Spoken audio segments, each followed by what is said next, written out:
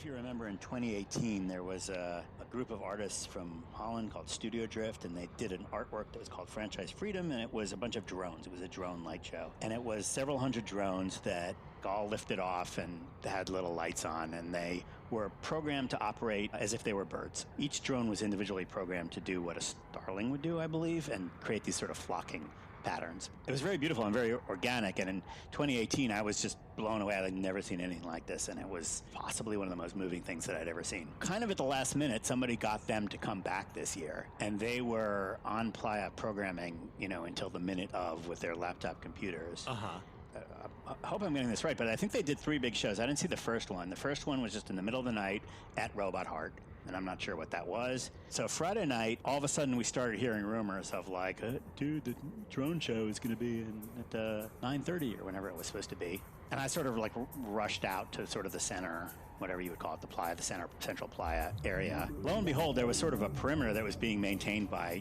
8 people who were just like, could you please like not bike over here? I have asked people the same thing before. Yeah, and they did a drone show on Friday night that was, all the stuff's on YouTube, so go search for it. But this drone show was kind of a bunch of symbols of Burning Man from years past and a lot of the art that was missing. So they had the drones fly in the pattern of the Galaxia Temple, which was that spiral temple by Arthur Manu Manu. Or the first temple that was ever lit. They did the Playa Alchemy Pyramid. They did a little tribute to Robot Heart. They did a bunch of nice stuff that was all sort of Burning Man themed, and it was kind of amazing. And I was just hanging out with my nephew when we were biking around, and some random kid came up to us and said, oh my God, I can't believe, like watching a drone show, it's really extraordinary because it's so large. You've never seen anything like it. You can feel that they're drones, right? Because the one that's closest to you, you see the little whirlies, and they're not perfectly aligned as if it was CGI in a movie. They're, the wind makes one of them drift. Right, because they're dealing with wind currents. Yeah, and each of them is like programmed to, when it gets to drift, it like slowly moves back into position, carefully so as not to get lost. It's just this extraordinary experience, and I feel like everybody had that experience, that it was an extraordinary thing to watch that you hadn't seen. Like it was the kind of some memorable thing that you're going to remember for the rest of your life. And this kid was saying that, and I was sort of thinking that's kind of art, that somebody just had the experience, that they were moved by art to the point that they're never going to forget this. Oh, yeah. And you spend your whole life growing up and you go to art class in school and you see a painting of the Mona Lisa and it's like almost a joke and you can't imagine why anybody's interested in this. And you have like one weird friend that goes to museums and looks seriously at all the paintings and you're like, I don't really get it. There's just this sort of the standard form of art that you're taught about for your whole life is not having any influence on you. And then you go out there and somebody does art in the form of a bunch of drones flying over your head and you're like, wow, do you think that was what it was like to see the Mona Lisa in the 15th century? So Beth. Yeah, D-Day, what's up? What'd you do instead of going to Burning Man this year? What did I do? Yeah. Rex and I, for our anniversary, got a cabin in the Santa Cruz Mountains, and we talked to a guy named Brian. Yeah, that was we haven't had an Airbnb experience like that before. It was interesting. Yeah. It was Brian lived in a tiny home or mother-in-law off of what was already a fairly cozy manufactured home. You know what? I actually think the space he was in was on the Airbnb listing as another potential B&B. Yeah, but he was like living there. He was like permanent there. It's our anniversary, so it's like depressing not to do anything for it. So we went and did substances and hung out in the dark Santa Cruz night. Perfectly legal substances in the place we were, like we always do. Yes.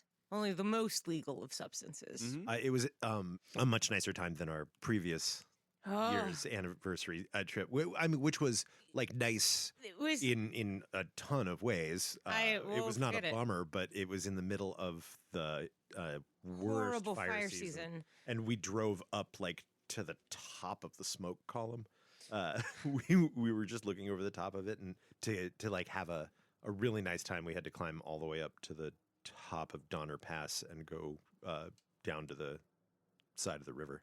Yeah, and I mean, it was hard not being at Burning Man, and it just sucked right then because of all of the fire that was happening everywhere. But this was much nicer. It turns out the clinging dread of COVID and our ever-burning state have lessened in a year. We supplemented our lack of weird art by going and looking at weird plants at the UC Santa Cruz Arboretum, which was pretty dope. They got one of those corpse flowers there? They do not have a corpse flower, but they had a ton of Australian foliage, Which is wild. fucking cool. Yeah. And then they had this whole other part that was New Zealand foliage. New Zealand foliage is boring as shit. It is the most Just some basic green ass plants. Apparently, when you have, generalized pollinators, you don't have to make big, pretty flowers. What was it? It was something, it sounded like being a slut. It was like low... Small and indiscriminate. So, yeah, indiscriminate pollinators. Yeah, apparently there are these really interesting feedback loops between plants and their pollinators. So as a subset of insect species diverges from the main species, a flower will evolve to specifically attract their new physical features. Mm-hmm. Yeah, but apparently the New Zealand bugs are all just normal bugs. Yeah. And then Burn Night itself, I watched the live stream of the burn that the org put out, and it was eerie watching a properly built man burn the way I expect him to, and there being no human sound at all. You could hear the fire, but like nobody was breathing on the mic, much less cheering and jubilating and screaming like at it's the actual burn. Yeah. Yeah, the actual burn has a crescendo to it. I don't know what happened, where that happened, or what happened at all Burning Man-wise, because I didn't plug in online. Oh, yeah, I didn't watch that. That seemed too sad. You couldn't really see what was going on there beside, like, Crimson was there lighting it up. As people have told me she always is. She is always doing that. And obviously there was somebody filming her, and there was a dude in Tyvek in the background. But beyond that, your guess is as good as mine. I would guess there were a small handful of staff people gathered around it. I don't think it took place on Playa. I think it took place on org property somewhere near Playa. Speaking of what took place on Playa, though. Did you guys catch any of the video, any of the feeds from the Renegade burn? Did you see any of it? No.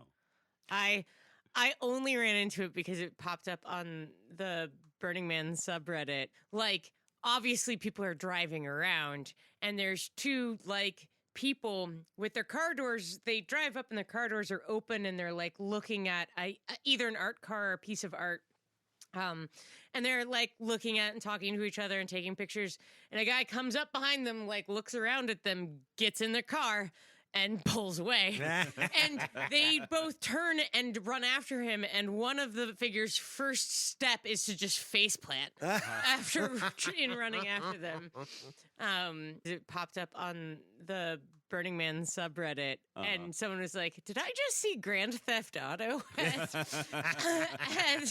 it was like, it immediately made me like heart-sinkingly homesick. So I was just like, oh. But there's, like, as the people on the subreddit pointed out, that it looked like there were brake lights immediately, like it was a joke as opposed to a car theft. Yeah.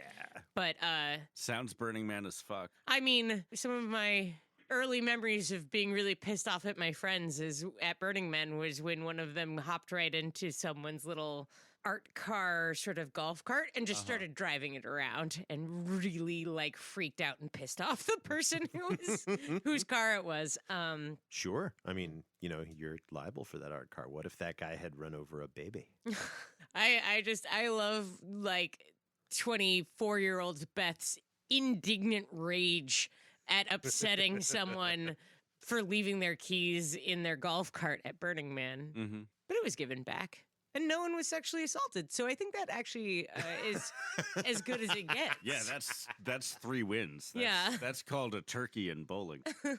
I also heard tell that there was a monkey at Renegade Burn and that it may have gotten lost or stolen. But I'm liable to Monkey? believe almost I would have any made story. up a lot of lies about Renegade Burn had I not told everybody how much I wasn't going to Renegade Burn. If you had just claimed to be lying about that, that would have reduced your exposure. You would have only been one lie deep in there. I'm not that tactical if you haven't been paying attention. I know you're a really poor liar. I mean, it's convincing in the moment, but it falls apart on even the slightest investigation. You never cover your details. No, lie, knock shit over, and leave.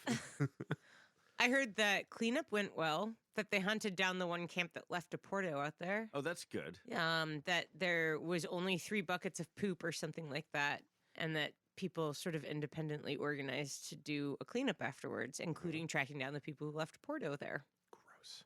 Which I was a little bit like, that will be where the rubber hits the road or whatever terrible metaphor you want to use. Like, can they clean up after themselves without the shaming narrative of the org and its permits over their heads? We need to have the government force us to provide dumpsters to the participants. Oof. They wrote that down. They made that very clear. Throw the government in a dumpster. Not this week. This week, we throw Joel in a dumpster. Ooh, that's what you call a transition. I'm D-Day. I assume Joel talks about getting in dumpsters and guys aren't just being assholes. No, I'm just being an asshole. No, he's just being an asshole. Oh, okay. Good transition then. Right? Thanks.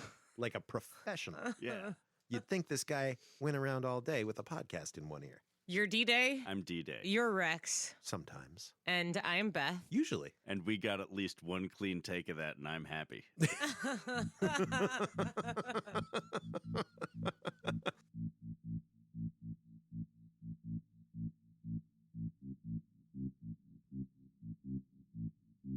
And here we go. First and foremost, welcome, of course. Thank you. And how would you like to address yourself in this I little don't know. recording? I'm Joel. I've been in the tech industry for a long time. People who are programmers know who I am, but people who are like in Burning Man are like, are you that newbie that started showing up 2 years ago? So I think Joel is good. Joel it is then. Yeah. I don't have a plan name because I didn't like fall on my face or climb into a fire or drop off with anything this year. Those are not the only ways to get ply names, but they are quite common. You're right. They're helpful. It's accurate. Yeah, like if you're hanging out with me and I've been pretending that I've known your name for a while, even though I forgot it almost immediately, but you do have like 2 pins on your jacket, like I'm going to be calling you Buttons. Yeah. And then Buttons. maybe if you come back tomorrow, Buttons is going to stick. That would be fine. That has not happened to me yet. I'll take Buttons. I think that the playa names are cute, but they do give people a chance to have multiple identities, but they also, everybody seems to introduce themselves with both names. And then there's an explanation, and it's too much. I can only remember about 20% of one name per person. That's because a bunch of the people that you're hanging out with have names like Steve or Gary. Yeah. Like, if I am Calling introducing myself as Damien in any location that has more than like 7 people in it, I'm going to do this thing where I'm like, oh, hi, I'm Damien. And they go, David. And I go, Damien. And they go, Damon. And I go, Damien. And they go, Devin. And I go, Dave. What's your podcast about, you guys? It's about this thing that people used to do back in the day before we all had to go underground. And before it got ruined. There was no before it got ruined. It was ruined by its very inception. It was pre-ruined. It's like, here you go, you guys. We ruined it for you. Yeah, no, I mean, everybody keeps saying that Burning Man got ruined, but like as somebody who saw like not the origins of, but the peak and the decline of SantaCon, we will all agree when Burning Man is ruined. That's right. That's right. SantaCon also came out of the, what are they called? The Cacophony Society. And it's terrible now. It's just a bunch of drunken frat boys frightening the children. Not that when we were doing it, I didn't frighten the children. But the children were like offered to us because like cool San Franciscans were just like, oh my God, it's this thing here. Like freak out my kid. And now, like it is aggro. I think the trouble with anybody saying it's ruined and I won't go there anymore because I went in 1996 and it's obviously worse, is that that's like gatekeeping, essentially, right? Is that a term that we can use now? It is. That's like, I'm cooler than you guys. Yeah, and that's sort of not very inclusive to be gatekeepy, I think. I also think it's kind of spectatory, rather than like jumping in and making sure that it's awesome. You're looking at what it is and passing judgment. Well, you're being aloof. Yeah, like was your camp good? Did you give out better grilled cheese than last year, or are you just doing the same thing? A little bit of both, honestly. But like I remember really doing that sort of gatekeeping when I was like kind of low self-esteemy and like in 8th grade through probably my sophomore year of college, where like I really needed people to know when I had found out about bands. Right. Sure, you think they're cool, but did you X, Y, and Z? You didn't? Yeah. Well, yeah, you guys remember Catherine Wheel? I used to think that it was cool that I knew of Catherine Wheel before other people. And in hindsight, Catherine Wheel sucks. I had an ex who almost certainly does not listen to this podcast, so I'll go ahead and say this. When we were first getting together, she showed me this book of what I took to be her poetry, because it was in her handwriting. Seemed original. I didn't discover until several months later that it was just transcribed Catherine Wheel lyrics. Wow. That is, man, that sucks. I'm going to make fun of her if I ever see her again. God damn. No, you don't know this one. Well, this is not that one. I'll meet him at some point. You shan't. I suppose you're wondering why I've asked you here today. Yeah. Well, no, I think I asked myself here. Oh, right. Because I just listen. I've been listening to your podcast, for, even before it was popular and before they even had podcasts, I think. And you had a recent podcast I listened to that sounded like it was recorded after the Renegade burn that maybe made me think that y'all had not gone. And so I was like, you guys, you have to do a podcast about the Renegade burn somehow. And so I volunteered to come join and report. Well, that's an accurate impression. We kicked back and forth the idea of going, but landed on not so much between the shitty smoke and I had to work and the virus and what have you. But it was definitely it was kicking back and forth about 18 times, and and I had a bunch of my camp was going to go, and then there was sort of that letter from the BLM saying, "Don't build nothing. Don't you dare bring a porta potty right? to our pristine desert. Don't build nothing, really." Yeah, there were a bunch of there was serious art planning to be built, and then they sort of kiboshed that, and that made it just feel kind of like not worth it a little bit. That was a big factor for me too. Mm-hmm. The art is a big motivator for me. But absolutely, it wasn't enough of a demotivator for you not to trek all the damn way across the country. Well, so I did two things. One is I went to Meow Wolf in Santa Fe and got the whole art out of my system all at once. Nice. If you've ever been, if you don't, but people don't know what that is. But there's one in Vegas now, and it's just art. It's just Burning Man art, all concentrated one afternoon. Get it all out of your system. It's beautiful. You'll have the experience of definitely if you're into psychedelics, you might want to bring some. I recently looked at the video ad for the Meow Wolf installation in Vegas, the Ultramart, I think it is. Omega Mart. Omega Mart. Oh my God, that is an absolute visual nightmare, and I want to go to there. Yeah, I have not been to that one. I went to the Santa Fe one. It's sort of amazing, and if you like the kind of almost interactive Burning Man art where there's something to do and there's some story to tell, and it's just, if you don't like this thing, just walk 5 minutes and there's another thing. You get that. Many of the artists are the same artists. It's not the same as Burning Man. There's not the same gigantic things necessarily, although there are some. You remember the big robot holding a flower that they had in front of Center Camp? Oh, yes. You can say hi to him. I don't know what his name is. I love that robot. I think the artwork is called Becoming Human, but I don't remember the name of the artist. But it's there. And so I kind of got that out of my system. And then actually thinking I was not going, and Fixer from Root Pile, Root Pile, the bluegrass camp? Yeah, we were camped catty corner from them for a year. Couple times, yeah. Oh, okay, cool. So he just emailed a bunch of people because, long story, but he has like a lot in Empire, Nevada. And if you're a theme camp and you want to store a bunch of stuff and you don't want to take it all the way to Reno and pay a lot of money for a store quest, or take it back to San Francisco and pay even more money for a whatever. Or break down on the highway with it. And break down on the highway with it, or have it all the various disasters, or worse, like have to unload it all by yourself because all your friends like suddenly have a job interview that they have to go to. That's really, really important right when they land in San Francisco. Wow, that sounds So if you don't want to do that, rather specific. I imagine you just came up with that off the top of your head.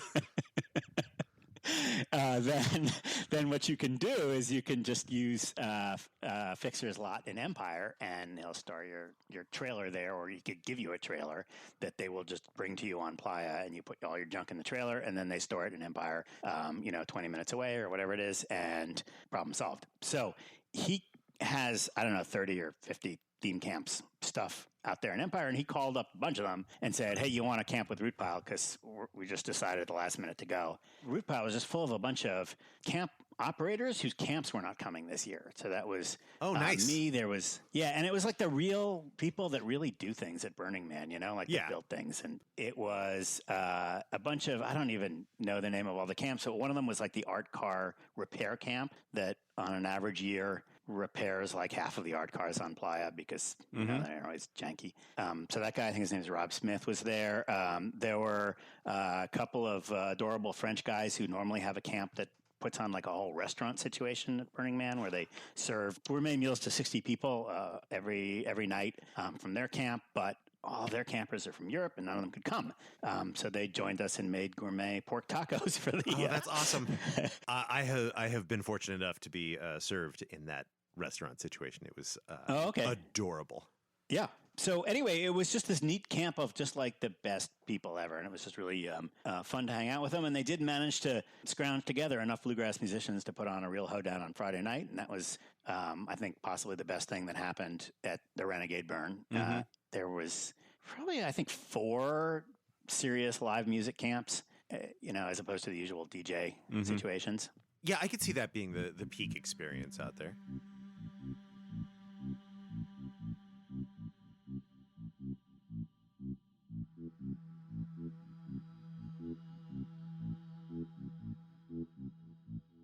So I came on Tuesday and stayed until Sunday.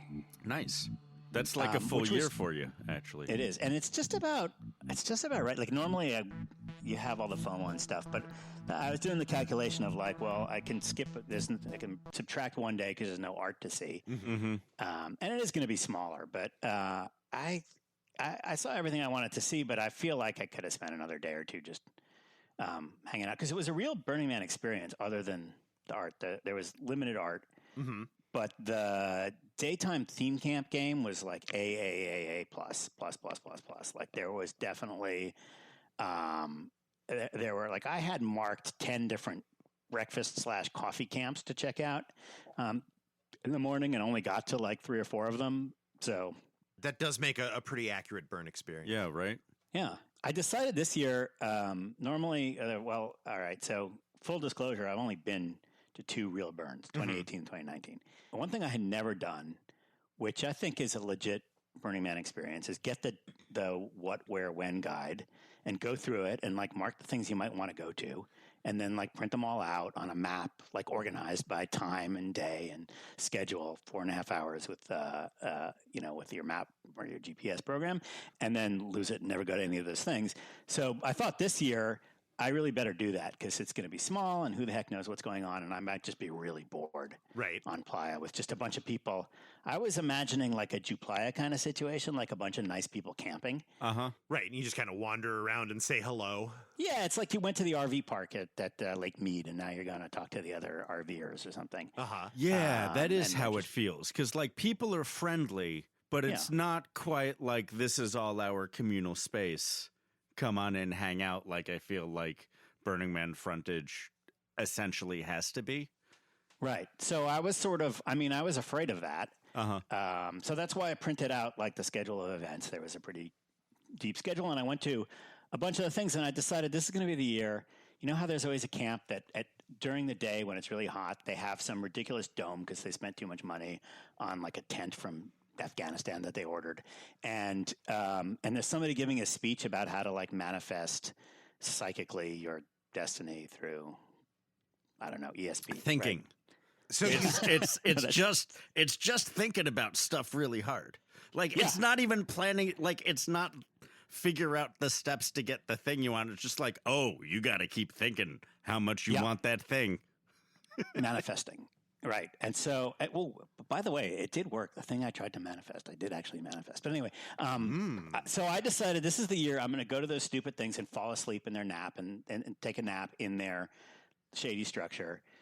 And I would just pick them based on whoever had the nicest, plushest place. So I went to, oh boy, I'm not gonna name names, but I went to a beautiful one. It was a beautiful geodesic dome. It was completely covered in like carpets and pillows, and every pillow had like a teddy bear.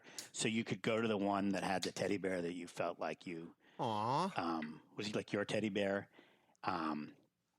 And there were, I don't know, maybe like 30 people there at this lecture about manifestation. And I listened to a part of it and fell asleep for a little bit of it. And then just a huge party showed up right outside the tent. Some art car pulled up with a DJ and like a 300 person party started happening. So I kind of snuck out the back door of their dome, of their geodesic dome. But the stuff that was actually going on was real stuff. If I hadn't made that list of things, I would have found the things anyway. There were a lot of camps with, people just standing out in front with megaphones saying, "Come get waffles," like the usual Burning Man thing. You could just get your bike and go around and you would find stuff right away that was Burning Man stuff, not visiting your neighbors, but like somebody has put on a thing. And there was, it was like a coffee camp. I'm trying to remember what they were called. It was, I'm just not going to be able to name any of the camps. I can't believe you didn't take notes. Didn't you know you were going to be on a podcast after this? It was something involving pirates, inappropriate pirates, maybe. Oh, I like that. It was some inappropriate pirate situation. And, it was just basically like naked coffee. But there was a cool game where you kind of had to walk along a log, and if you fell off the log, you had to remove an item of clothing. And I don't really know how you could win that game because everybody ended up naked. But I mean, and this was just like an 8 a.m. breakfast camp with coffee, so that was awesome. And it just like sort of classic Burning Man stuff. Definitely not RV camping at Lake Mead stuff. How did the shape of the city end up turning out? Well, that was the next thing that surprised me is that the map kind of held, meaning for those of your listeners that don't know, there were some people on Facebook that organized a Google map where everybody could submit their camp and where they wanted to be. There was sort of an outline of a circle in the middle, like there always is. It's not U-shaped like the city normally goes from 10 o'clock to 2 o'clock. It actually kind of went all the way around the circle. I think that is the old-timey shape, if I'm not mistaken. No, that's not correct. No? No. I'm mistaken. He is mistaken. I don't know the details of why they went all the way around the city, but I believe it was because at some point the BLM told them no burns at all. The open part is normally... It's for burns and installed art, and if you can't build things and you can't burn things, there's no reason to leave empty space. Yep. So the circle in the middle was almost empty. And that did hold, and nobody was allowed to declare that the camp was going to be there, but there was no reason you couldn't just drive up with a truck and just park there, and definitely some people thought that was the funniest thing in the world to just drive there with a truck into the middle of nowhere and park right in the middle, and there were, 2.5 people doing that, and it didn't matter, you know what I mean? Was there anything going on in that empty space in the middle? During the day, not as much. At night, that's where most of the the sound car art cars went and did music, except for Robot Heart, which is too big to do that. And then Friday night, we'll talk about that, was the Man Burn LED drone show. There was a Thursday night drone LED show, and I think there were 3. So now I'm forgetting what the 3 LED drone shows were. I guess there was a Wednesday night one at Robot Heart. So there were basically 3 LED drone shows. 2 of them were right in the center. One of the things that really surprised me, actually, is that the camps that were on what we would call Esplanade were pretty friggin' interactive. And you could just sort of walk around Esplanade and find stuff to do pretty much in any direction of Esplanade. The camps that volunteered to be on Esplanade were really putting on, many, many hours of interactivity. Oh, good. There was a whole section, like basically everywhere from maybe 7 o'clock. Well, it was all kind of active, but like 7 o'clock to like midnight, around the Esplanade was just like constant stuff, like parties all the time and like big tents and good DJs and good music and skate camp and altitude lounge. They had like a kind of scaffolding with a lounge at the top that you could climb up and see things. There was Reverbia, which is a big live music sound camp that really had a kind of a full program on really every evening, as far as I could tell. They had to do this thing. It was cool. Their stage is built out of scaffolding, just like one layer high, but enough to make a whole stage. And because that wasn't allowed by the BLM, but the BLM did allow shade structures, they stuck one tent under the stage. Nice. I was wondering about that when you said that Altitude Lounge was out there with scaffolding. Did they kind of do the similar thing? What happened is that the BLM went around telling people with scaffolding that they could do shade structures, and they all threw a tarp up on top of it or some kind of mesh. We did that at Root Pile, too. We had to put a little mesh tarp, and then they were okay with it. If it's real scaffolding, if it's real OSHA scaffolding, I think they know that that's safe. Yeah, that's fair. Skate camp had a half pipe. It ran for 4 days before the BLM finally told them they had to take it down, but they were happy. There was some camp that was really cool. They had a whole rock climbing wall situation, and at the top of the rock climbing wall was a bar. And there was just no way to get up there if you didn't climb the rock climbing wall. So that might have been my first rock climbing wall experience. And then they had a slide going down, and they had a trampoline, and they also had live music. That was a cool camp. There was, next to Reverbia, there was one of those big geodesic domes entirely covered in LEDs, completely festooned in audio reactive LEDs. So it's sort of responding. You could kind of lie underneath it and stare up at the LEDs, and it's responding to the music from the live bands next to it. Always love that. Esplanade was just real. It was really awesome. You would never run out of things to do. Kind of a cold year. There were burn barrels aplenty. And there was Temple, which I could go into a long story about. Do you want to do this chronologically? Or Tell us about the Temple. Temple showed up kind of at the last minute, but it was there. It was at 12 o'clock, and they had reserved space. And there was one thing they needed to get permission from the BLM to do, which the BLM did give permission for. I guess the main part of the Temple was a very beautiful and very large shade structure. That was just like cool. It looked really pretty. Look for pictures of it online. You'll see it. And it had, I don't know, maybe let's say 10 kind of cauldrons around it that were sort of like handcrafted steel burn barrels, kind of. That whole shade structure had a seating area in the middle and plenty of places where you could like leave notes or write notes or the usual temple stuff. And then behind that was a wood temple made entirely of scrap wood. It was small. It was like the size of a house. It wasn't the size of a Burning Man temple. But it was like a real wood structure, and it was made up of sort of individual pieces of wood that they had sort of stacked in an architecturally cool way. So it wasn't an actual construction. It was a artistic pile. Kind of. It was a little bit of construction, but sort of, it was an impressionistic, like, hey, does anybody have some nails?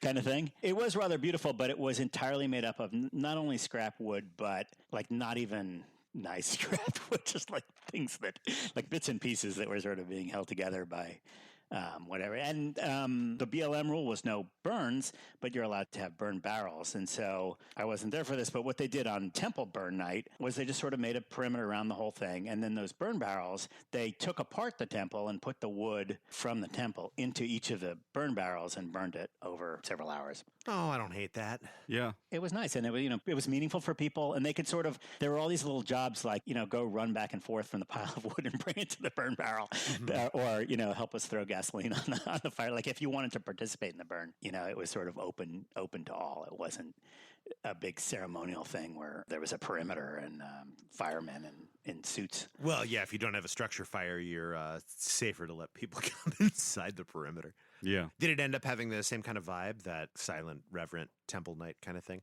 It did. It was a regular temple burn, and I think it was especially meaningful because people were sort of surprised that somebody pulled this off. They were sort of expecting a year without a man burn, without a temple burn. I'm surprised. This is the first time hearing of it, and I'm actually feeling a little sad that I didn't go now because the temple burn is important to me.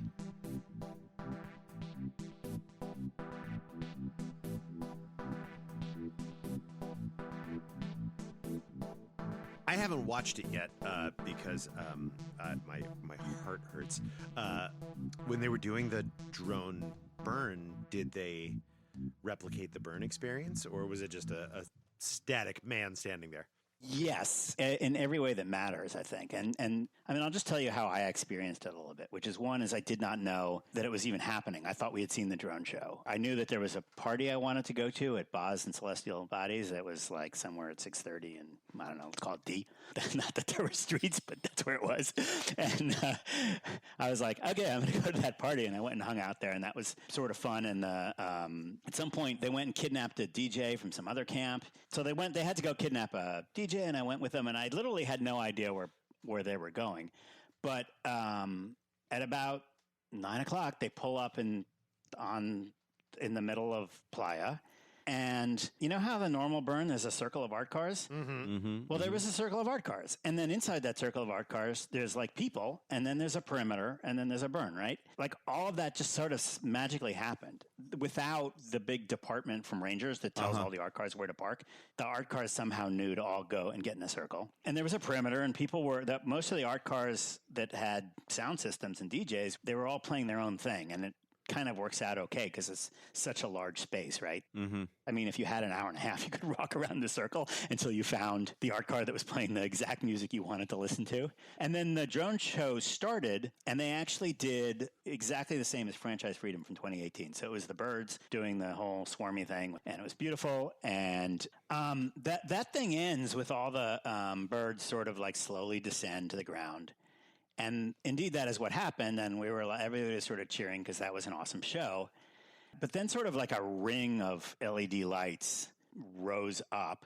And then they sort of suddenly turned on the man that just sort of appeared. You didn't even realize the drones were still flying. You thought they had all landed. And you thought it was over. And you were like ready to. But then all of a sudden, boom, there's a man there. And it's much higher than a normal man. I mean, you can sort of tell from the videos, it's probably 200 feet high, I would guess, just because the drones can fly higher than, you want to build a man. Of course, the crowd went wild because it was sort of, I don't know, maybe a couple of people were expecting it, but it was really not. I mean, it was just so appropriate, like the sort of the return of the man when you thought you were going to be at an RV park at Lake Mead, just being friendly to some other people in the other RVs. And there's a whole friggin' perimeter, and there's like, you see the city lights, and then you see a ring of art car lights inside that, and probably 10 different DJs doing different things. And then a whole crowd of people, not a lot, I don't know if people were sitting down. I think people were mostly dancing. And then there's the man, and he's just sort of slowly spinning around, which you can't really do in a normal year. And then he raises his arms like he always does. And everybody went wild about that too, because they got that part right. And they finally did sort of like an animation of burning with kind of the colors were sort of like turning like purple and red and orange.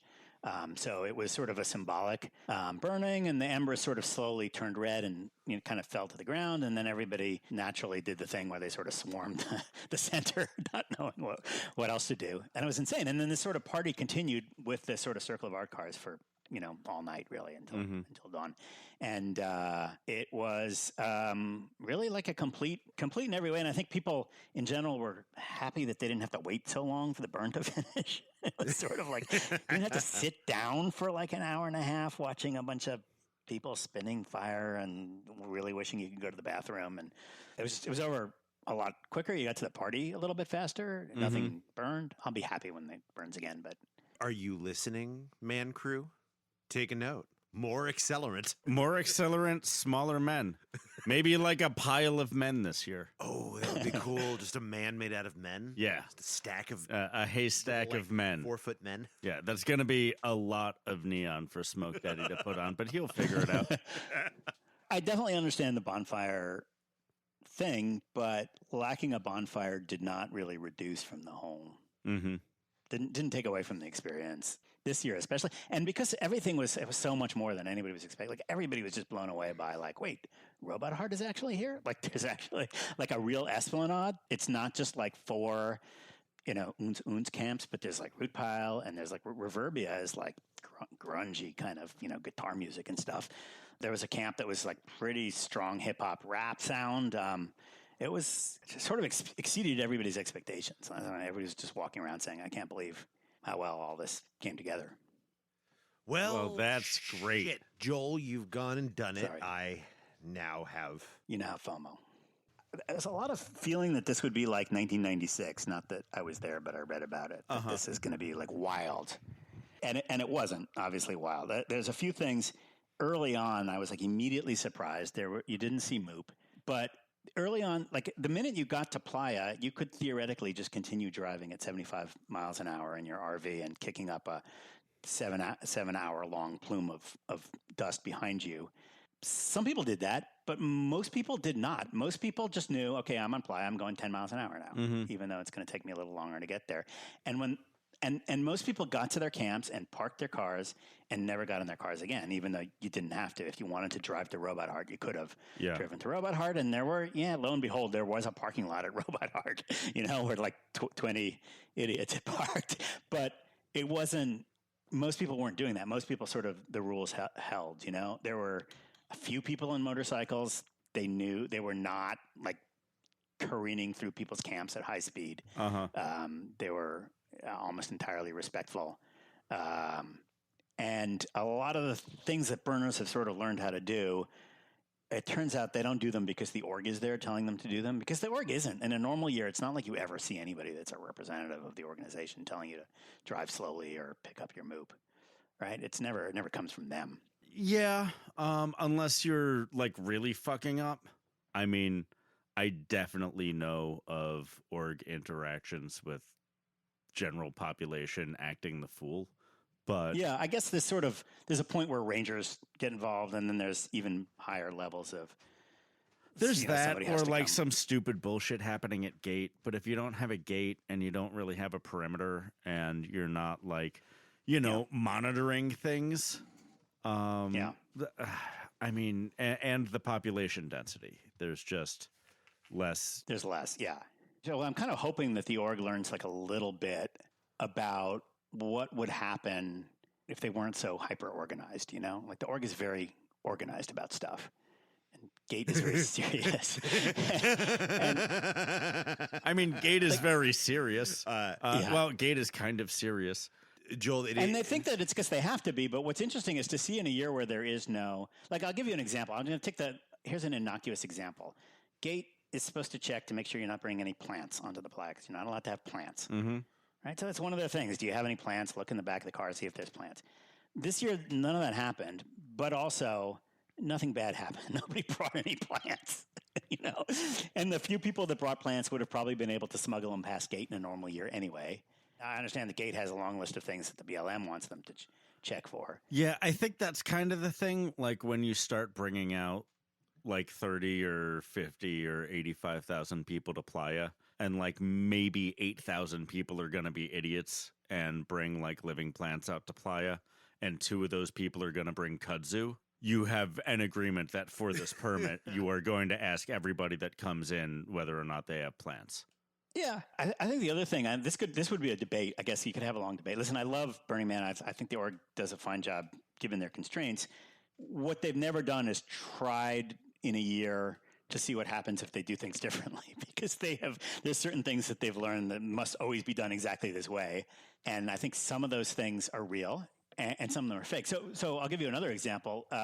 One of the reasons they have streets, and I like streets, don't get me wrong, I think streets are good. But one of the reasons they have streets is so that emergency vehicles can find emergencies. Yes. So they can get on the radio and say, go to E in 430 because there's, somebody needs to be manhandled there by Leo or whatever. They need street addresses for that reason. And lo and behold, they did not have streets this year.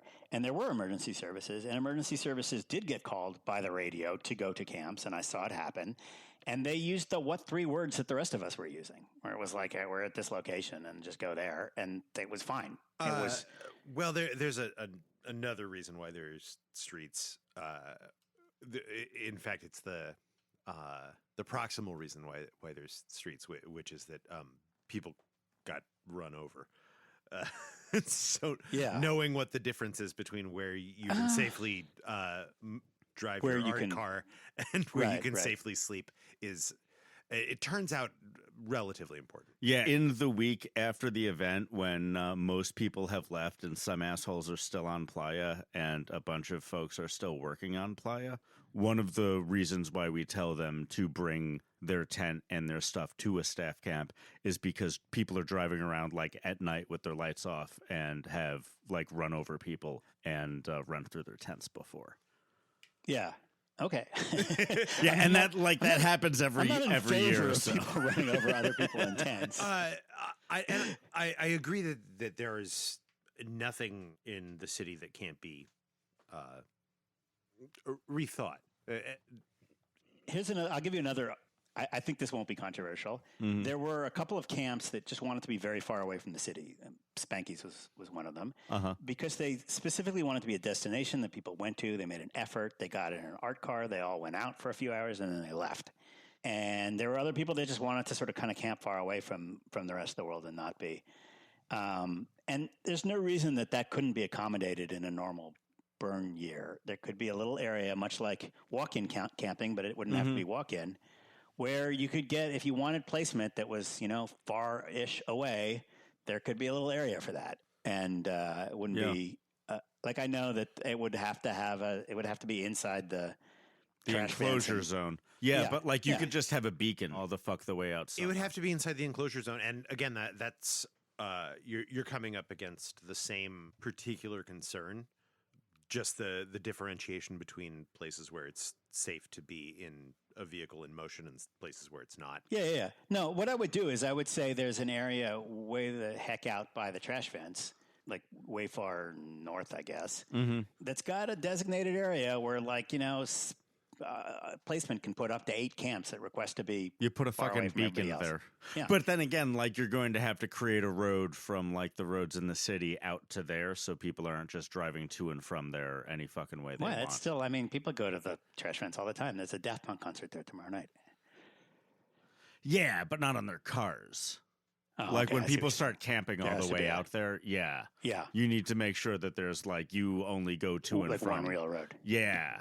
But you could do that. It's just it's more of that organization, and that breeds bureaucracy, and and once you have bureaucracy, there's inertia, and there are petty tyrants, and that is it's everything else. That is what we were hoping to shake up. Yeah. But then people got entrenched power, and who doesn't like entrenched power? That is good. I do adore the entrenched power.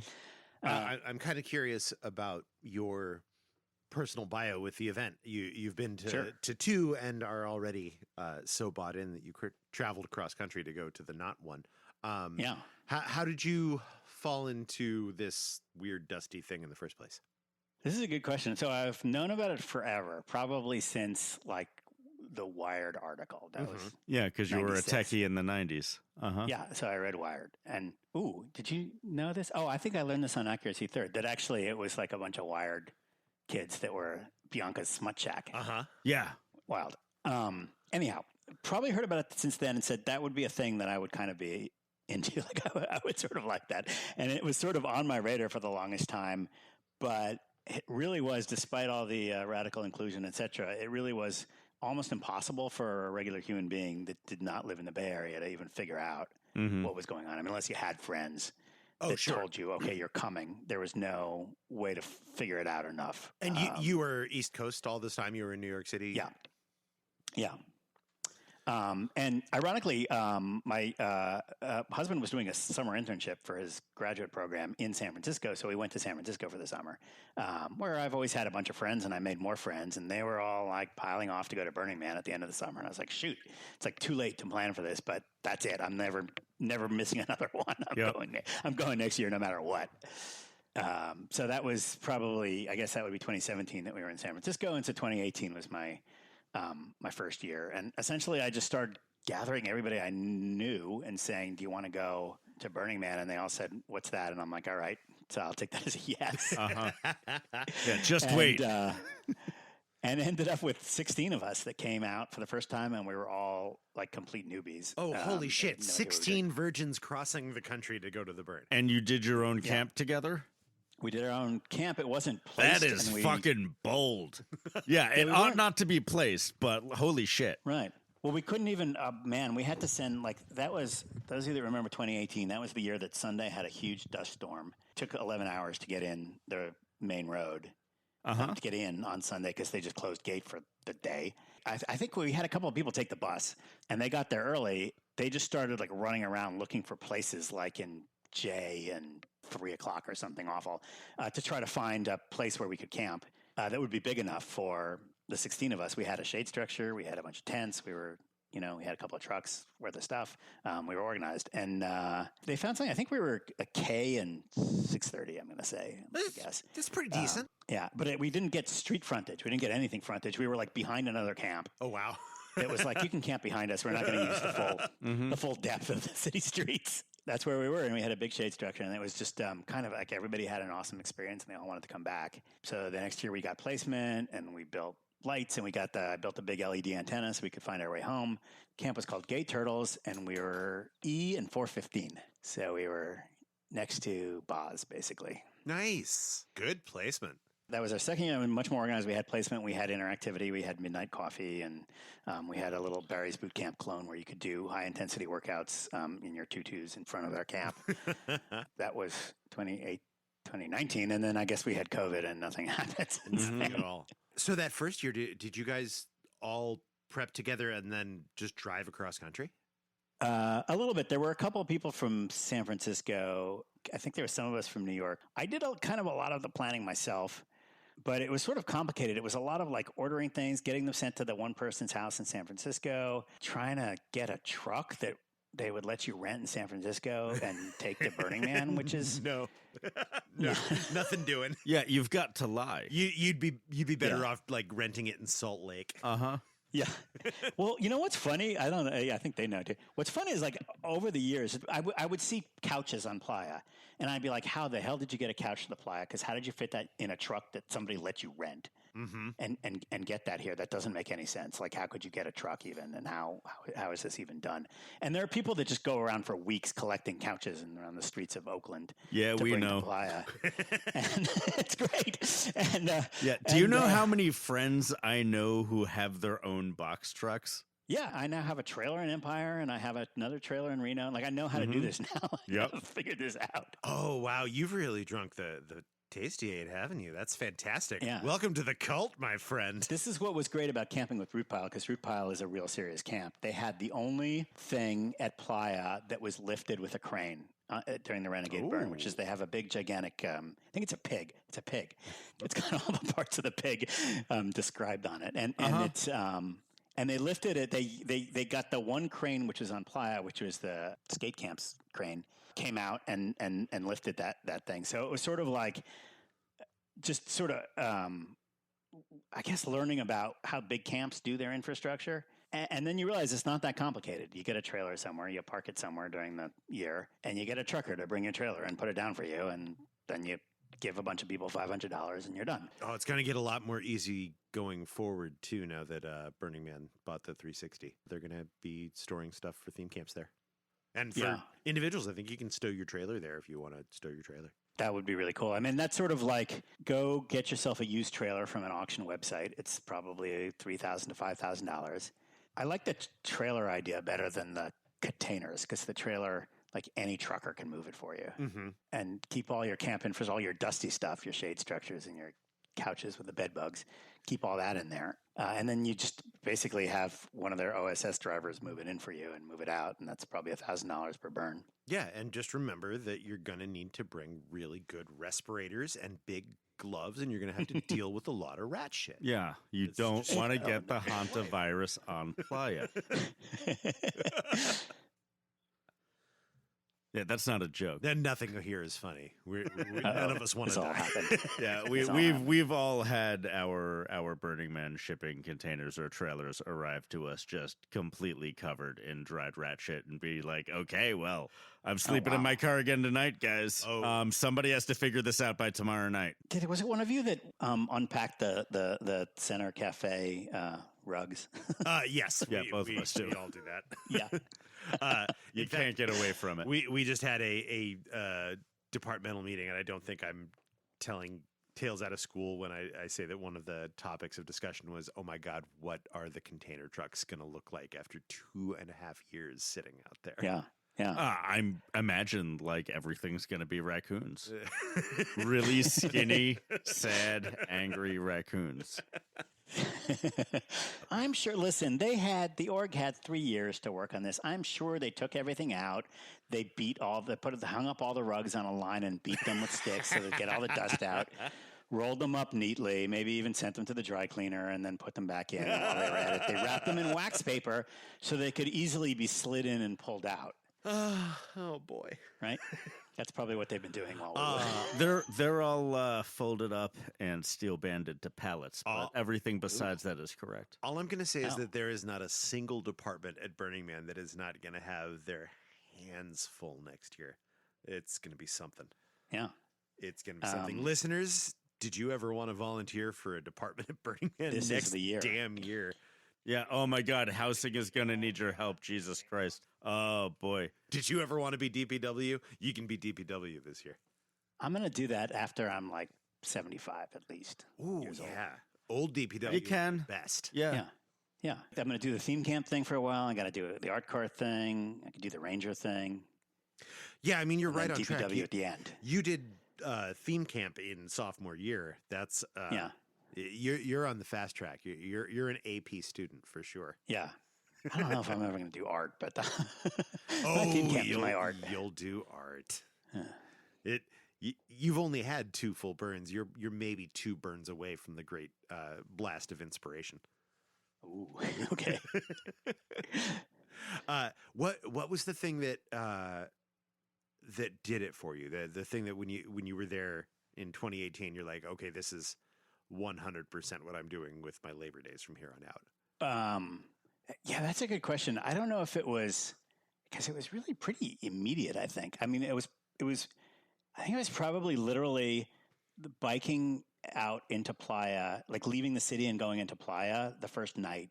Mm-hmm. Like the moment that you cross from the city and you're suddenly like, wait, where's the city? And what yeah, you and the see, temperature drops and the sound fades away. yeah, but also you see way more lights and things than you imagine possible. Like you've never had that many things in your field of view. Uh-huh. And you don't know what any of them are because they're all LEDs that don't read as anything. Half of them are bicycles, but God, man. And like every year there's more.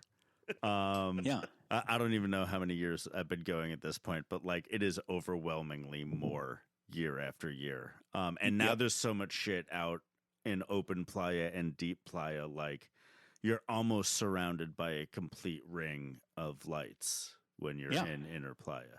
And it's just, and the art cars sort of moving around and they sort of feel like these weird, like mythical beasts that are kind of like quietly surrounding you and kind of going around. Like a lot of them are dragons and sheep and stuff like that. And, that might have been the moment. I think a more general thing I seem to remember is that I think within the first few hours, your whole life, you go around having these experiences and you say that was either, let's rate them on a scale of 0 to 100, right? That was a pretty good experience. That was a 40. It was a really good experience. That was a 60. Maybe they go negative. Maybe they had a bad experience. It's negative 20.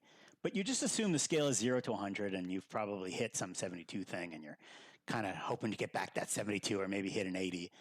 And then at Burning Man on the first day, you have a 350 thing. You're like, what the? That's great. I love that. Yeah. Like you didn't even know the scale went that high. Like you knew you haven't had any 100 experiences, but you had no idea that the scale went that high. And that happens 4 times in the first day. And you're just like, you just look blubbering trying to tell the story to your friends about this thing that happened to you. Sort of that sense of like, wow, it gets so much better. Honestly, like one of the earliest things that I remember, just like literally the first time trying to bike back to camp from wherever I had rented my bicycle from Playa Bike Repair. And I was like, why? It's so clean here. There's nothing on the ground. There's no garbage anywhere. Like nowhere. There's nothing. There's not one piece of garbage anywhere. Like I've never experienced that in a city in my life. Like it doesn't seem like it's possible even. That is like a fine detail that's just remarkable. It's like the one most notable change in myself since becoming a burner is I just don't litter. It's weird. It's bizarrely wholesome for what is essentially a sex and drugs party. I think it's a window into a utopian society, which sounds very boring. But if Burning Man was just a party, I don't think people would be quite as religious about it, maybe, as they are.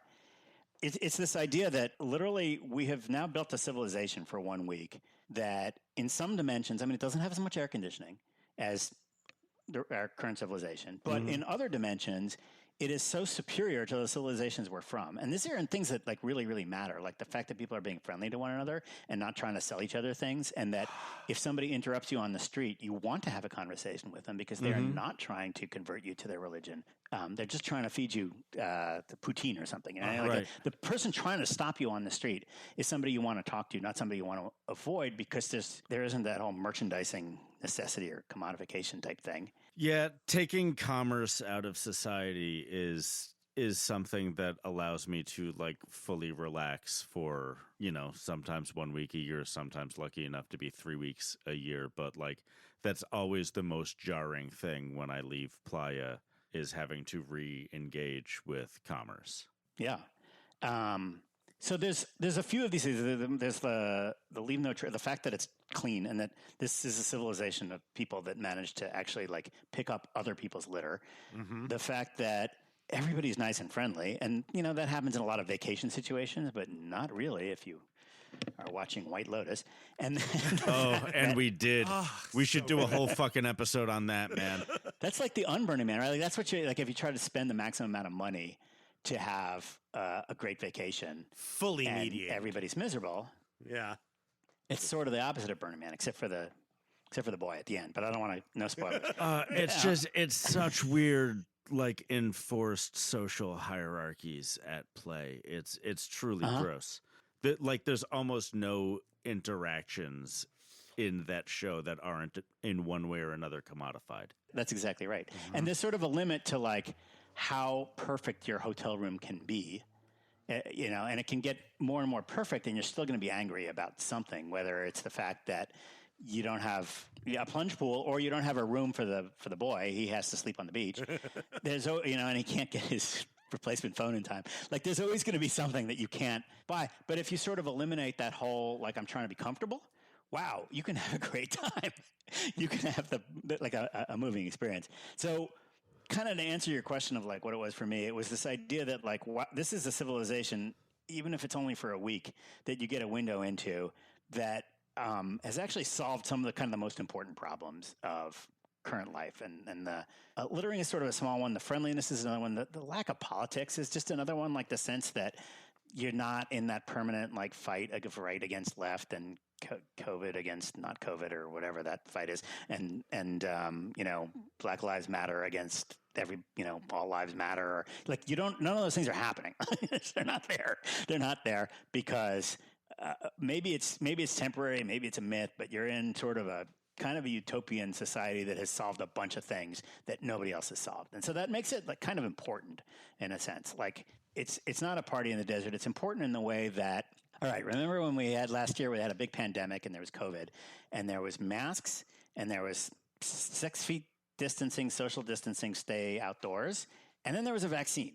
And if you look at those three things, they're all good, but the vaccine was really like, that's going to be the solution, right? That's really that's a real fix here. That's what we really need to be working on is the vaccine and getting everybody to take it. The masks are awesome as a backup if you don't have a vaccine, but there's a qualitatively better solution. And then you sort of look at the world and all the problems that the world has. And honestly, like the Burning Man's has created kind of a civilization here that feels a little bit like a vaccine for everything that ails modern society. Maybe not everything, there's still, whatever. There's still frat boys that are frat boys at Burning Man and they behave badly and they do bad things. It's not perfection, and similarly, like the vaccine, there are breakthrough cases and it doesn't work on little children and, and some people died before they could get the vaccine. But the vaccine is obviously like, this is the thing that like, this is like 80% effective and everything else is 20% effective. So let's work on the 80% one.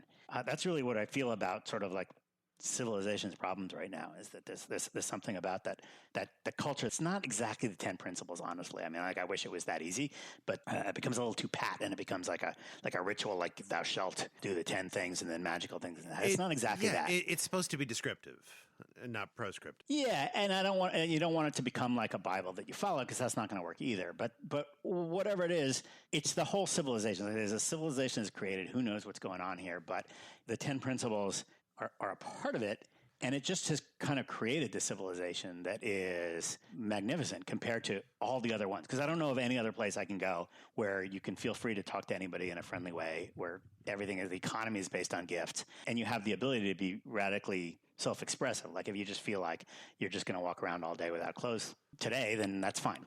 And literally nobody will even say anything. Yeah, boring, but not a problem. I do see kind of what you're saying in terms of it being prophylactic, like a vaccine.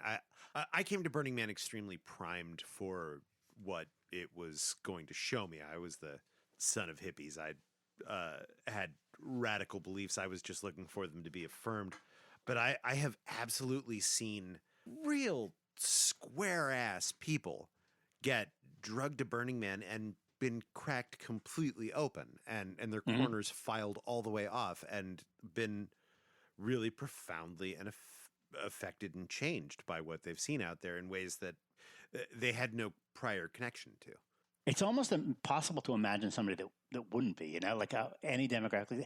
If you ask people, would you bring your parents to Burning Man? Almost everybody is like, I would really like to do that. They might not come, but they might not want their parents at Burning Man. But the idea that it would work even for people of another demographic, of another generation, of another philosophy, of another political persuasion, pretty obvious that like everybody that's there is getting cracked open and filed off, as you say. Nearly everyone. I think there's a degree of privilege that can insulate you from the transformative power of that thing. I think you can spend your entire event in a turnkey camp and not think it's any different than a visit to Studio 54 or whatever that is in contemporary society. I don't go to clubs. Possibly, yeah. And I think there are people that somehow miss it in the first year. Oh, yeah. And they just somehow like it just all, they're like, especially people that come on Wednesday somehow. I don't let my campers come any after Monday. That's one of our canonical rules of our camp is you got to get here by Monday. I just strongly suspect that Elon Musk and Paris Hilton have really failed to get it under their skin in the way they could have.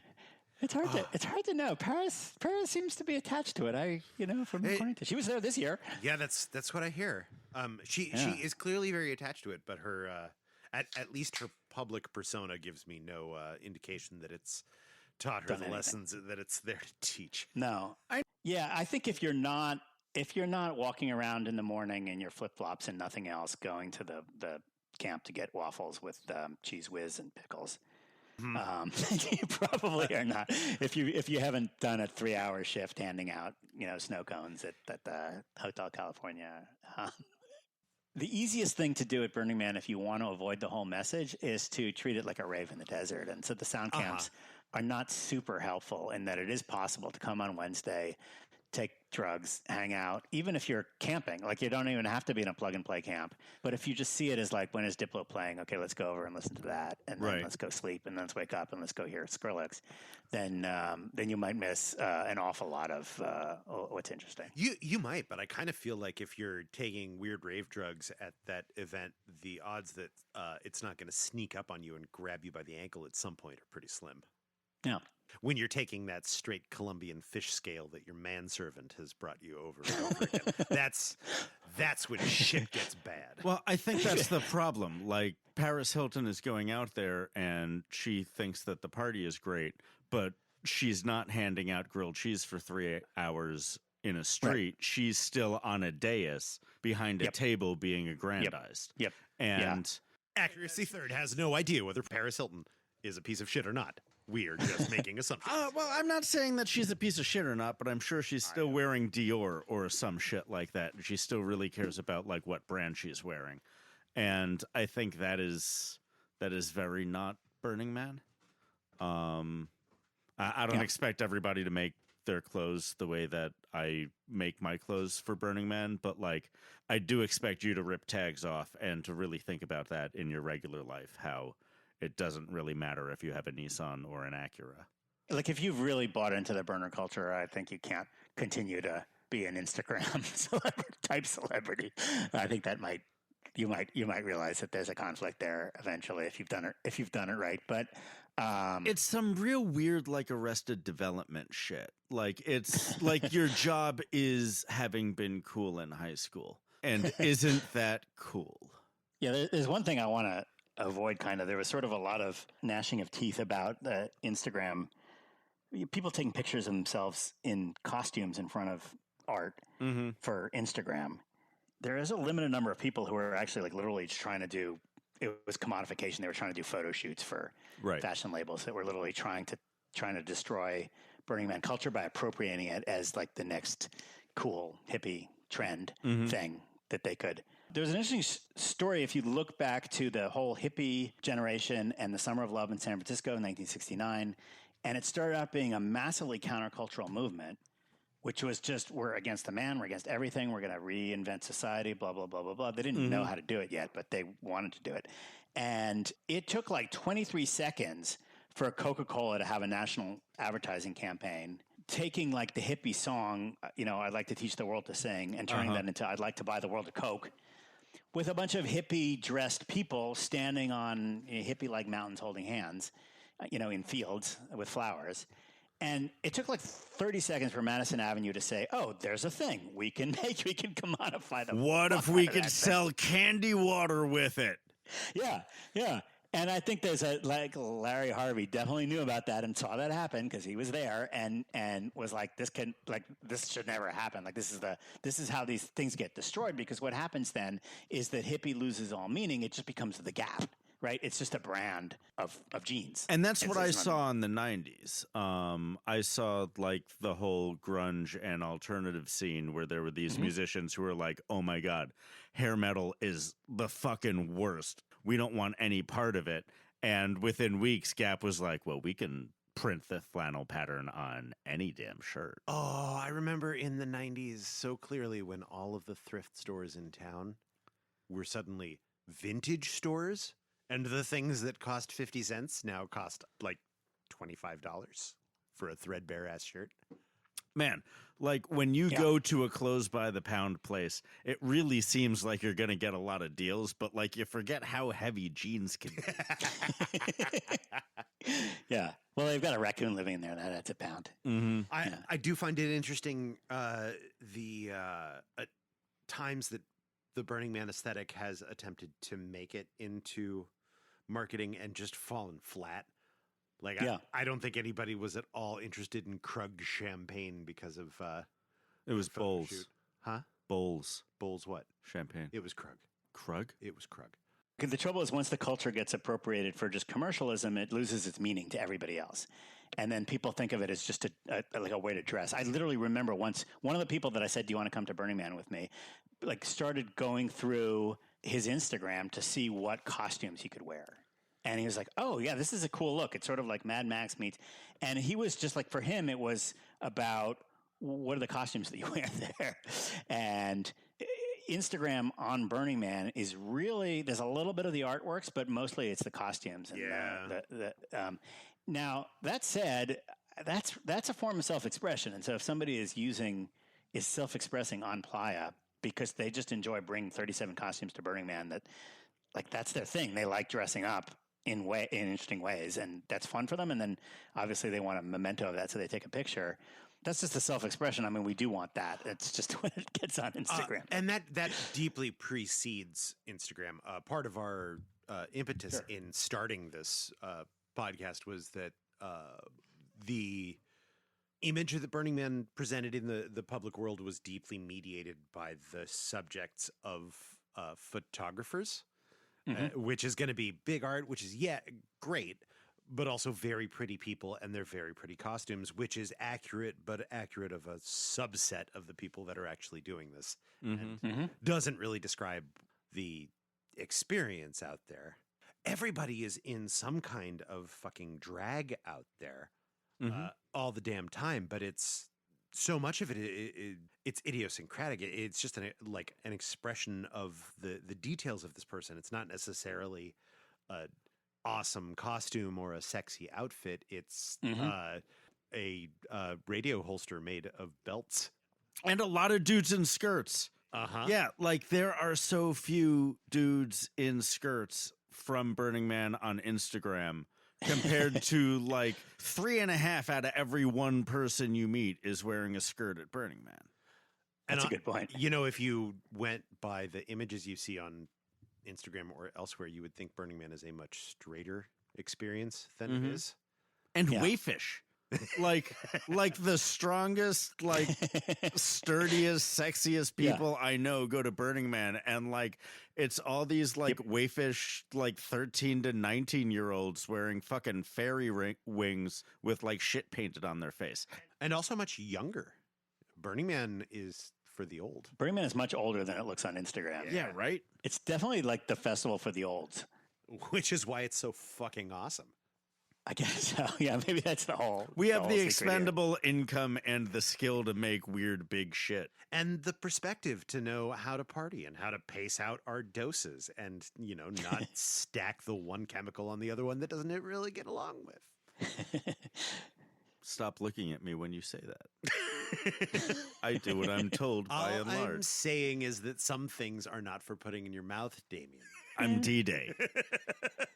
This is accuracy third. So we kind of got your origin story. What was your biggest sophomore year fail? Oh, yes. I mean, this is just sort of my personal experience, but the first year was, you know, like changed my life. The second year, I think everybody has that sort of sophomore slump. I heard about that. I was like, I'm not going to have one, but it can't change your life again in the same way. Not for another 6 years. Yeah. Every 7 years, you get another dose of that. Oh, that'd be good. But well, I mean, it's not going to be the first time ever again. And so that was a year I just sort of had a bunch of theme camp responsibilities with difficult campers, and I sort of spent way too much of the year in my own camp doing my own shit and not visiting and exploring things, not nearly as much as I wanted to. And so I had a good year. I liked it, but it was, 30% less good. Renegade Burn was the opposite. Like that was probably my second favorite year. I was much better than the real burn, in that, Fixer organized the root pile camp. I, helped as much as I could. Mostly my nephew helped. I sent him out to help them build things. But I could just get on my bike and go places and visit theme camps and talk to people and go out dancing and, hit on straight boys and whatever fun stuff you can do at Burning Man. As a straight boy, I appreciate that. It always makes my fucking day. It was, 30 to 40% of them are pullable. Just for the record.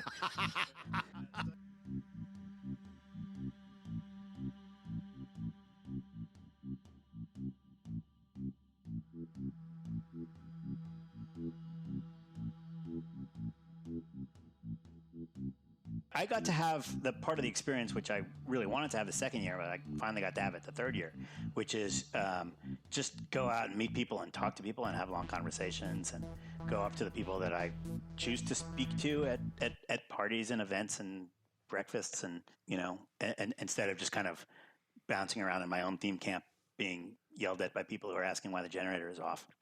Yeah, I don't know. It's not my generator. Yeah, I guess you're going to have to deal with that, bro. Yeah. Do you think you'll do another theme camp this year? Yeah. I'll definitely do a 2022 theme camp for sure. It's and now I know like so much more about how to do it right. And there's certain stuff where I've learned like you don't have to be paternalistic about these things. Just let people sort out their own shit. Yeah, it's true. You have to count on people's radical self-reliance. It's important. Yeah. The first year we went, we were all newbies, and one thing about newbies is they often don't know how much preparation they need to do. Mm-hmm. So you kind of have to help them a little bit with that. And I was helping everybody with that the first year. Like I bought a big box of earplugs for everybody. That's just because you need earplugs and they're Nobody's going to think about that. It's a good gift. And- Your first year as a camp, were you on balance over-prepared, under-prepared, or did you guys balance out? I probably over-prepared. I mean, we had everything we needed. We had everything we needed, and everything worked. And there's stuff that we later learned there were better ways to do, but we were prepared. I think that's becoming more and more the norm. I think you find fewer and fewer underprepared newbies. It's just like internet research at this point. There's a lot more internet than there was when we started. I think at this point, the underpreparedness happens in like year 3 or 4 when you think you've got it down and there's a fucking cold snap. I mean, we didn't know what they meant by costumes when we went. Like, I brought Halloween costumes, and my buddy Dandy, like, brought a smock that he made out of tennis balls by himself, as if that would that's be... amazing. Well, it looked cool, but, like, have you ever tried to wear tennis balls? They're heavy and very itchy. Okay. I think like one of them falls off and starts blowing in the wind, and you'd be chasing it for 2.5 hours. Oh, he spent so much fucking time like weaving like pretty thick string or rope through it. It was a lot of effort for nothing he ever wore. It took up a lot of space in the van too. There were definitely people that were seriously underprepared in my camp, but I had brought the stuff that I knew that they were not going to. I mean, I had 2 spare camel backs, or whatever you call those things, in the, because I knew that everybody would want one and that some people would forget them. But and I think that's fine for newbies, and if you have a camp full of newbies, you have to live with that. But I think what I'm realizing now is that if your camp is mostly experienced burners, then you can just kind of ignore them and let them figure it out. And Yeah, they'll be happier if you do. yeah. So what are your plans for this year? Do you have an idea what your camp is going to do? Yeah, so we're actually Bringing out a sauna? That's awesome. here's what I want to build. Oh wow, I'm an accuracy third. I can promote my camp, Yes, you can. Yeah, man. Do your shit. dude. Let's talk about the gay camps for a minute. There's Glamcox, and Glamcox is awesome. I love them. But they put on a show with drag queens and dancers and like disco and pop, and it's like the Ariana Grande and like RuPaul camp, right? And that's sort of their brand a little bit. That's awesome. If you're into that, definitely go to the Glamcox parties, sign up, join their camp. There's, let's say, like Astro Pups, and these are bears, and they're very nice older men. But And they have a free shower, and you can go to there every afternoon. You can go as long as you either bring a buddy or they'll assign you to somebody, because you have to like wash each other in their free shower. It's every afternoon, and there's beer, and you can either watch the shower or take the shower or both. That's another delightful camp. There's sort of a middle category, which I would call gay bros. So you're like maybe kind of collegiate, not super, really not that into drag queen pop culture as much. You're nothing against it. That's us, the Turtles. So look for us at futureturtles.com if you're interested in learning about our camp. It's the bros, gay bros. So it's a camp free gay camp. Yeah. I don't know what's free about it. Well, no camp gay camp. It's a Campless. No, we'll have a camp. There will be a camp. But there will be no camp in your camp. There will be camping for sure. Why not? There will be camping. Yeah. But there will be no camp where you have camping. God, this There is will painful. be. Not only will there be a camp, we've already done this in the past. We have a splendid shade structure. What I want to do, since we're the gay turtles, I kind of want to make a turtle shade structure. So this is my idea. Imagine, geodesic dome. That's a common thing, right? Now lift that up on a stage made out of scaffolding. Paint the stage black, and now it looks like a flying turtle. Am I crazy? No. You have to put some sort of like sparkling LEDs or other sort of reflective speckles on the black so that the turtle is flying through Safe. space. Yeah. Yeah. The turtle on which the elephants stand? Great Atuan? Yes. Yeah, okay. We're all aware. Yeah. So I think what I want to do, I want to be the first camp that has a shade structure that's on the second floor that you climb up into and appears to be a flying turtle. That's my hope. If anybody wants to help me build one of those, get in touch. I won't actually follow through on it probably, but I'll give you some ideas. I can't promise I'll help. I have to build a studio. Do you have a camp email? Pretty sure info@futureturtles.com works. Future Turtles. Great. Here we Info- go, yeah. listeners. If you want to help build Space Turtle Yeah. Geodesic Dome at Gay Turtles Camp, Yeah, and placement, if you want to place them somewhere around Cafe Village, like maybe within like 3 or 4 blocks, I'll definitely stop well, let's by. talk about placement for a sec. For years and years, the neighborhood has been around 7:30. Uh-huh. And that Which just is sort of great filled up. because for some reason I tend to go left through the city instead of going right through the city where I camp at 6 o'clock. Oh, so that's good, right? Oh, yeah. Okay. Yeah, it means he ends up in the game. You guys have the best drinks. You've always had the best drinks. And the nakedest bike rides. Yeah. So there has been, starting in 2018, I think mostly 2019, that had overflown, and they started trying to build a secondary neighborhood in the 430 sector. So it was, anyway, it was us, it was Boz, it was Astropups that were in the 430 sector. And what we want to do next year is build like a real secondary neighborhood destination at the 430, I guess the B Plaza or the C Plaza or whatever it is, whatever that plaza is. The keyhole, yeah. Yep. So there'll be, I'm already planning with the heads of the other camps to like literally coordinate schedules so that there's always things going on. So that, when this bar is closed, that bar is open or whatever. I've got a really good idea and you can have it. Okay. Flogging toddies. Oof. It's a bondage and hot toddy bar. Oh, my God. Shut up. It's awesome. Flogging toddies. Yeah. Okay. Oh, yikes. There's sort of more ideas for theme camps than there are people at Burning Man. Oh, yeah. I've got like 3 and I'm only one guy. Yeah. Well, that was better than my idea, which was bottom school. See? Laugh at my shit. You laugh at his shit, Rex. Shit's a little more on the nose. And I know it's never been done. Yeah. So, do you expect that there will be eventually a crosstown rivalry? Will the 430 and the 730 split and never the twain shall meet? Maybe. We've started to calling it like the East Village versus the West Village. It's kind of like a different neighborhoods of. I see you guys are from San Francisco. There's only one neighborhood. There's only the Castro. But like in Los Angeles, you have sort of WeHo versus Echo Park, and like in New York, you have kind of like Chelsea versus West Village.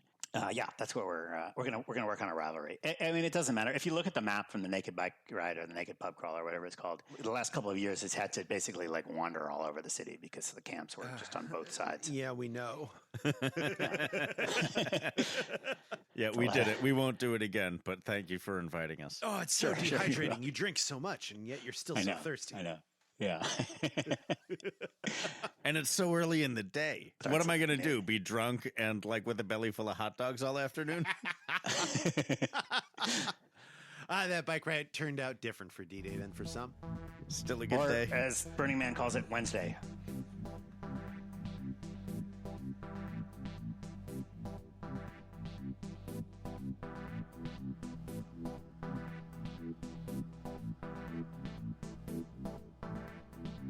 So the Renegade burn sounds like it was a legit burn. I'm not going to lie. Yeah. I have the regrets. Like, I give them 85% for, like, strong effort. Mm-hmm. But that's a real non-burny burn, guys. You can't burn what's not burning, but that was a burn. I'm happy it went down as well as it did. I really hope that there aren't too many people taking away the wrong takeaways from this. Oh, there are. That's what we do. I know that there are going to be plenty of people taking away the wrong takeaways, but I hope that in bulk, overall, people recognize the value of the org doing it, how they do it, and that I don't know. All bow down to the org. The org 2022. Walking Dream. Come on. What a theme. Waking Dream? Waking Dream. Are you saying that Waking Dream is a better art theme than Walking Dream? Wait, is it Walking Dream? No. Honest to God, D-Day, I never thought I'd say this, but I actually think your theme of hygiene could really improve these themes. Like, can we just have a Burning Man theme? Can A Rex Burning and I? Man theme that's not like a fucking like hippy dippy Yeah. buzzword horseshit that Rex- actually is a fucking art theme, guys. Like, you're an art nonprofit. For fuck's sake, step up. I'm gonna make some waking dream art for the 2022 Burn, Beth. It's been 2 years since I've been to Playa. I'm gonna make a big waking dream like structural arch or something out on Playa for people to congregate under. That's what I'm gonna do. Rex and I were pointing out that literally any noun would be a better like theme. Like lobster would be a great Burning Man theme. Waking fire engine. Fire engine would be No, great. waking fire engine. Waking fire engine. Okay, that's a little much. Yeah. But I think fire engine would be a great theme. If we do lobster, I'll need to be doing Jordan Peterson for the entirety of the burn. Is that your Jordan I Peterson? don't know. It's not great. It's kind of like Kermit. Well, he is kind of like Kermit, but not the way that what Rex was doing. No, was I know. Kind of like It's not Kermit. great tonight. I'm not hitting on Oh, it late. guys, it's I think I left it all at it's dark and the world is long. I like upon hearing more about it, I was sad that I didn't go and like kind of admitted that I didn't go because of anxiety and fear, where it was like it seemed I was really worried about the cops. I was really worried about people hurting each other, and I was really worried about like medical emergencies. Like I just didn't want to have to deal with any of that if I was out there. Mhm. And it doesn't sound like there was a whole bunch of that, which is great, you know? No, it sounds like it went off mostly without a hitch. Mhm. I what it came down to for me is I didn't think anything worthwhile was going to happen after I saw the BLM rules announced, and I didn't take any time off work for it. So once it started to look like maybe it was going to be something, it was a little too late. And now I have I have a gap in my Burning Man career. I could have gone to the outlaw Burning Man and Yeah, whatever. yeah.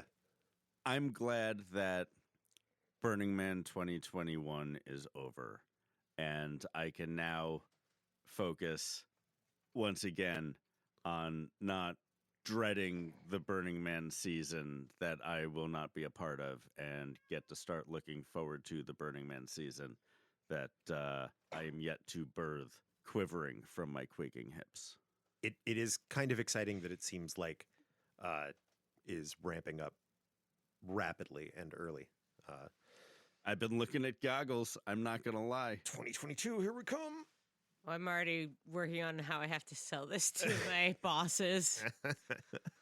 Sell it to your bosses by telling them that this is Waking Dream. You don't understand. I'm going to Waking Dream. I've seriously thought about, like, you don't want me to be here when I lose all faith in humanity. I have to do this so that I feel like there's a reason to show up and make art in a pleasant way. Well, you're supposed to go to conferences, right? I am supposed to go to conferences. There are like 3, 4, 7 conferences on any given day at Burning Man. Yeah, I will totally change my voicemail message so you can give them my number and I could be like, oh yeah, this is a conference. I will sell it to them.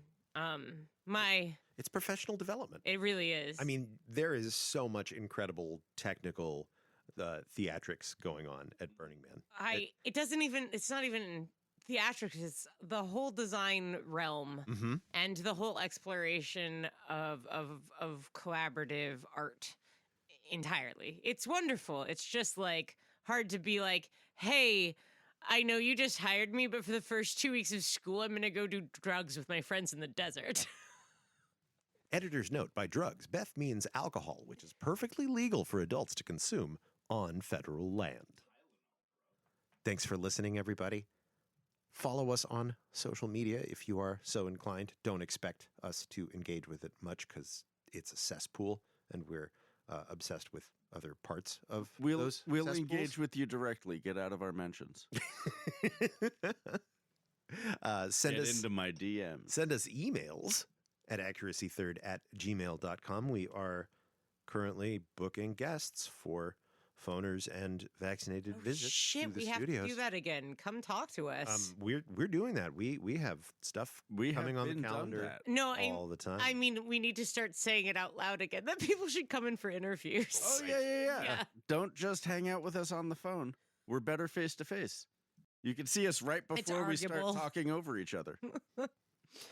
We had one kind listener suggest that they could fly all the way out from Brooklyn to record in our studio. And on further discussion, we decided that's probably pretty silly, and we will call them and enjoy beers remotely. You can do that too. Either way, if you're already coming out here to mostly sunny Oakland, California, or environs, drop on in. Yeah, just don't tell us you're making the trip for us. It's a little creepy. We don't know you. Yeah. It's not creepy per se, but it is intense. And I'm intense already. So keep that in mind.